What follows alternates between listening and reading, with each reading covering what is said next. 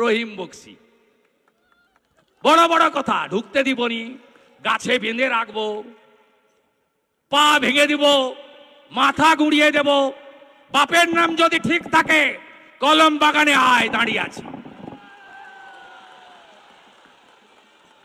আরএসপির মাল ছিল, আইসিডিএস এর চাকরি বিক্রি করত, আর আমি এখানে তৃণমূলের অবজারভার যখন ছিলাম আমার গাড়ির দরজা খুলতো। কেউ নেবে না।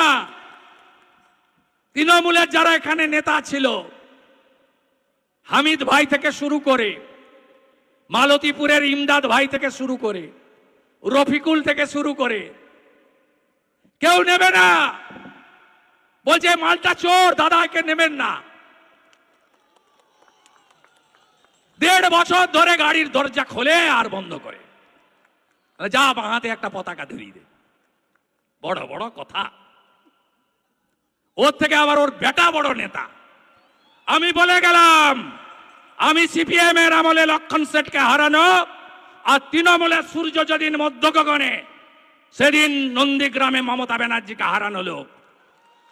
মালতীপুরে কে জিতবে আমি জানি না, কারণ হিন্দুদের সংখ্যা কম, 20-22% হবে, তাই তো নাকি 25% হবে বড় জোর। কিন্তু রহিমকে আমি জিততে দেব না।